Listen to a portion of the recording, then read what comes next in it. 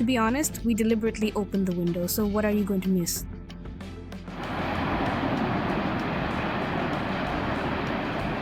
Why is everyone so quiet?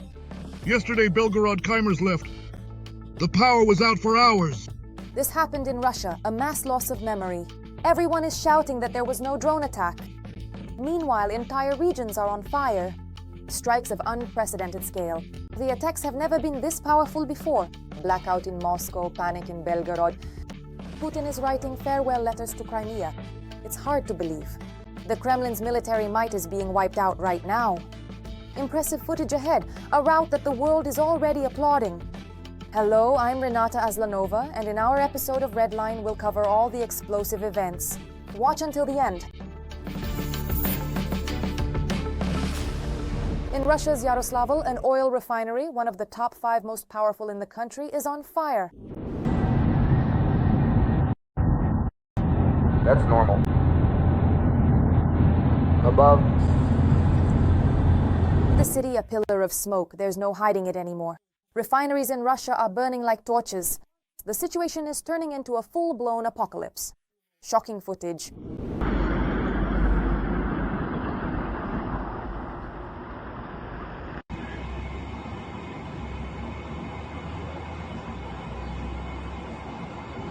Because of the scale of the fire at Andaga, almost all the region's rescuers have been mobilized. At precisely 6:28 in the evening, the Central Fire Dispatch received an urgent report of a significant fire incident at the local refinery facility. At 6:31, when the first fire and rescue unit arrived, a heightened fire alert rank number 3 was declared. 3 combat zones have been established. At the moment, 32 pieces of equipment and 98 personnel are involved. The firefighting operation is ongoing. That's the situation for now. But the local authorities shocked everyone with their statement. Apparently, this is a new strategy. If it's impossible to hide the consequences of the strikes, then the narrative is that there were no drones at all. No drones were detected today. The fire is of a man-made nature. Special services are already working to extinguish it. However, unexpectedly, in the morning in Yaroslavl, for some reason, they started testing the alert system for a UAV attack threat. Coincidence? I don't think so. This is what a test of the alert system in the center of Yaroslavl looks like. Honestly, we deliberately opened the window so we wouldn't miss it. And if the window had been closed, we probably wouldn't have heard it. By the way, Yaroslavl is no stranger to explosions. In January 2024, a drone had already attacked the Slavneftyanos oil refinery. Apparently that wasn't enough. Meanwhile, panic is once again spreading with force in the Belgorod region. The Russian Ministry of Defense stated that they shot down 8 drones. Meanwhile, locals are all shouting that the region was shelled with missiles. According to preliminary information, there are no casualties. As a result of a munition hitting the village of Razumnoye, 2 cars caught fire.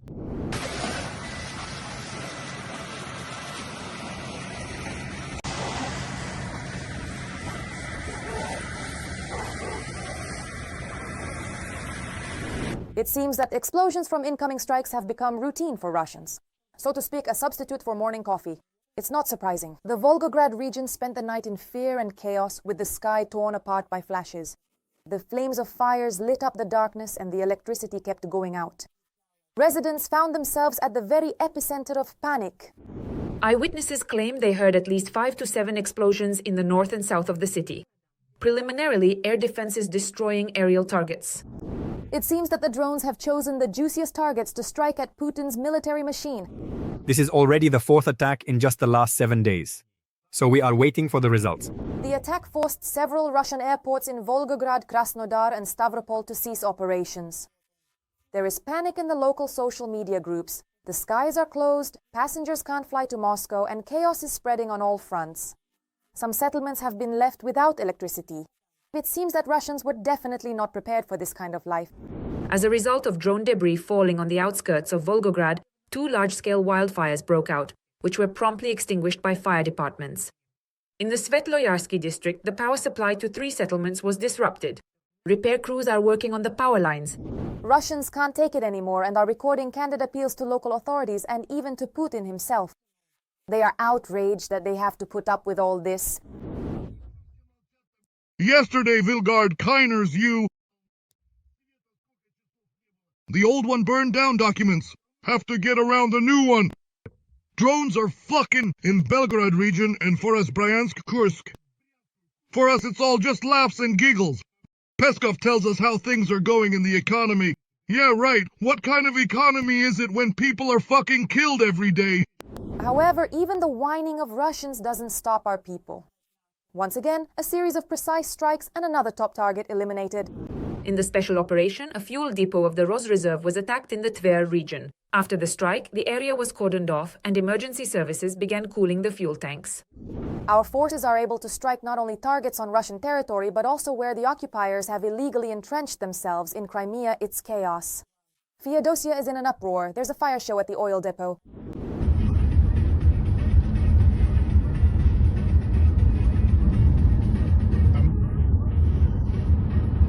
This is already the second successful strike. On October 7th, 2024, the oil depot was set on fire so badly that it burned for an entire week. Also in March 2024, the oil depot was attacked by drones from the armed forces of Ukraine. At that time, the main pipeline used for pumping fuel was damaged.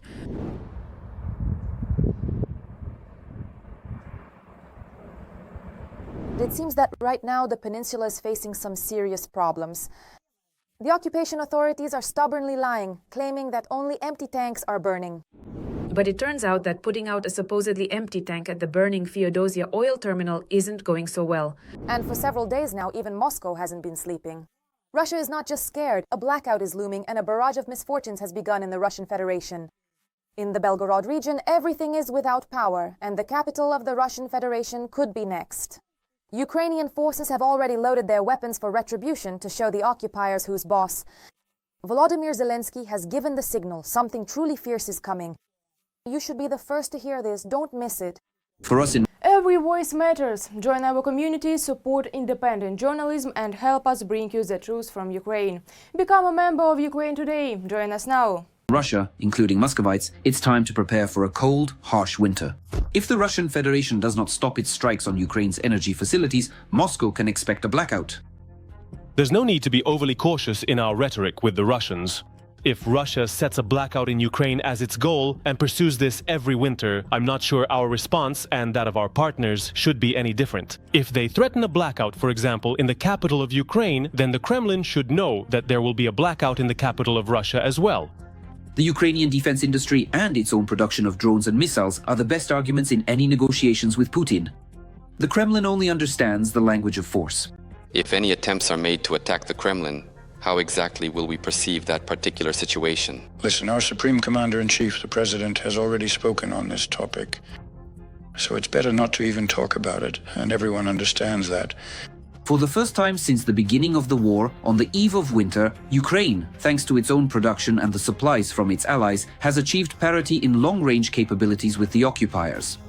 Taking into account the climatic features of the Russian Federation and the technical and tactical characteristics of the Ukrainian side's strike capabilities, the Russian Federation is facing a harsh winter, both literally and figuratively.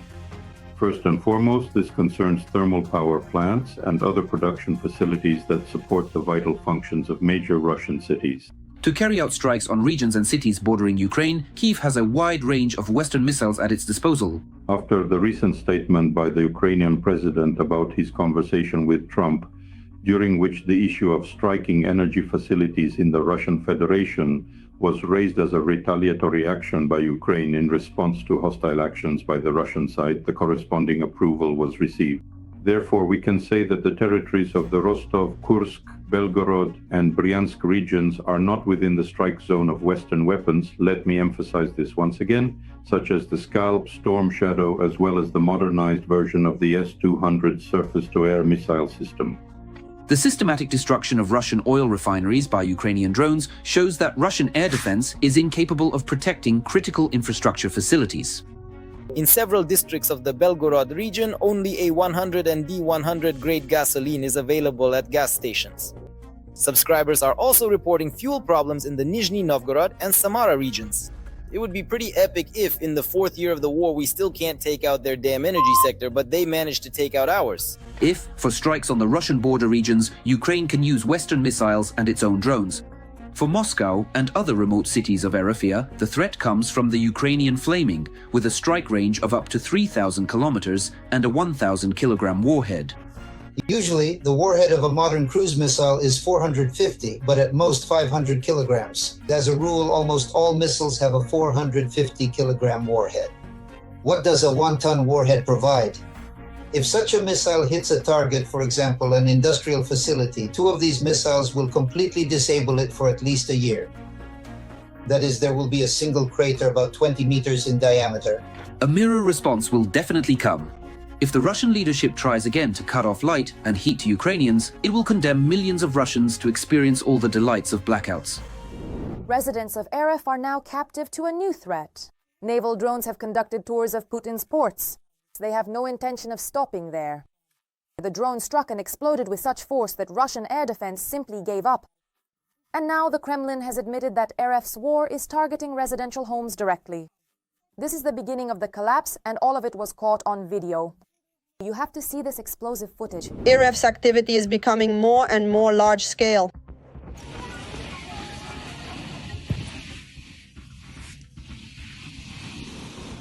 Just in the past few days, drones have attacked several Russian ports at once. In particular, they struck the Black Sea Fleet in Novorossiysk. According to Russian media reports, first surface drones hit the port, and a couple of hours later, the city center was attacked. As long as there is no official report of damage, it's all just a violation of safety regulations. It's just someone smoking in the swamps, even at sea. As a result of the attack, the operation of the Transneft oil terminal and the Caspian Pipeline Consortium terminal near Novorossiysk was paralyzed. At the same time, 120 kilometers away in Sochi, there were also reports of a threat to tourists, and people began to be evacuated from the beaches due to the threat of surface drones.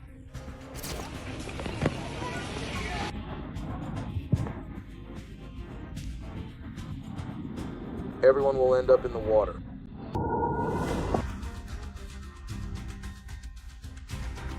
There was activity spotted at the Tuapse port. An oil terminal was attacked there. This was also the work of surface drones. A video appeared online where you can hear bursts of gunfire and explosions, and you can also see attempts to hit maneuvering objects on the water.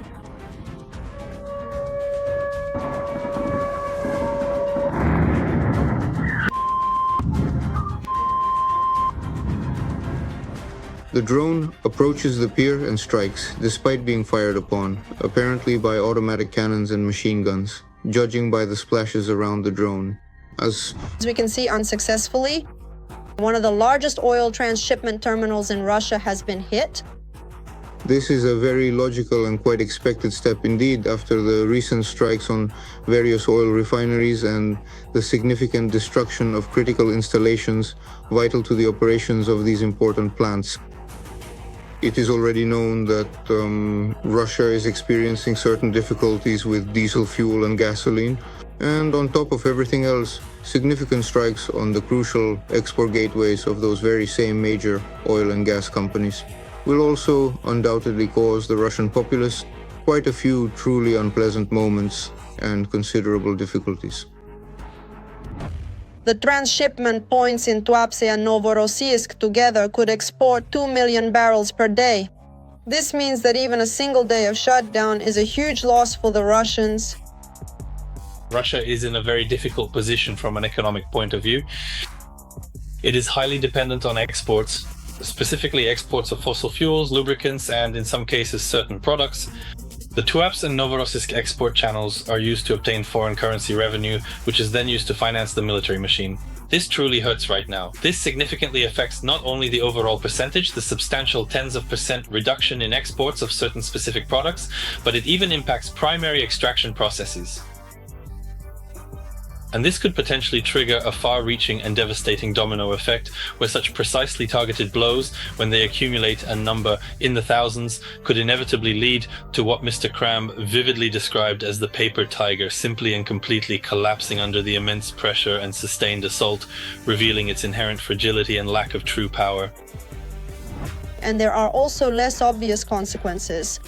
After each of these attacks, Russians are increasingly convinced that air defense doesn't protect them, but on the contrary poses an even greater threat. The inaccurate fire from Russian forces has led to the destruction of residential buildings, the destruction of several cars, and has caused panic among the local population. There are also reports of several fatalities, and the media are hinting that air defense is to blame for this. For example, in Novorossiysk, there was an order the day before not to publish the aftermath of drone strikes. But everything is shown on television, which means that the burned cars and the hits to the roofs of houses are the result of air defense operations, not the drones themselves. Now, Putin definitely can't hide anymore. A Tomahawk missile from our partners is already on its way to Ukraine, and in the blink of an eye, it could be headed straight for Moscow. This will be incredibly powerful. The whole world is holding its breath. Don't miss the exclusive details coming up next. A complete 180-degree turn. Very soon, the White House will provide Ukraine with long-range Tomahawk missiles. U.S. Vice President J. Divins stated this over the weekend in an interview with Fox News. And just 2 days later, U.S. Special Envoy Keith Kellogg confirmed this intention. But only Trump will allow Ukraine to carry out long-range strikes on Russia. I think that after reading what he said, as well as what Vice President Vance and Secretary of State Rubio said, the answer is yes. Use the opportunity to carry out long-range strikes. There is nothing sacred about it. And this is one of the reasons why I believe that last week President Zelensky asked President Trump to obtain Tomahawk missiles. Just 2 weeks ago, Trump and his administration were categorically opposed to transferring, let alone striking Russian territory with American Tomahawk missiles. But after the meeting between Zelensky and Trump in New York on September 23rd, the White House's rhetoric changed. Ukraine's main argument is that having such missiles could increase pressure on Russia and force Putin to come to the negotiating table, possibly even without actually using this type of weapon. The transfer of Tomahawks also drew a response from the Kremlin. Putin's press secretary Peskov stated that there is no magic weapon for Kyiv that can change the dynamics on the battlefield. There is no panacea that can now change the situation on the front lines for the Kyiv regime. There is no magic weapon. And as if Tomahawks or other missiles could change the dynamics, they won't. The Tomahawk missile has a range of up to 1,600 kilometers, which significantly exceeds the capabilities of the American HIMARS rocket systems, ATAK-MS, that the Ukrainian armed forces are using. The Tomahawk has greater speed and combat power compared to Ukrainian drones, which are capable of striking deep into Russian territory, but often encounter modern Russian air defense systems. This is a bad message for the military and those assisting them who are located in the Bryansk, Kursk, Voronezh and Rostov regions at the very least, and of course in the occupied territories. Wherever there are enemy military facilities, I believe that the demilitarization of Crimea from Russian presence will continue, and Donetsk is cut off, and even more strikes will hit Luhansk as well. President Zelensky handed President Trump a list of the necessary military aid as part of a $90 billion agreement. And Ukraine also wants to hold separate negotiations with the US regarding the supply of specific types of weapons, particularly long-range ones. All of this is included in our $90 billion agreement, but we are ready for separate contracts for specific types of weapons, including long-range ones. I can't share any more details.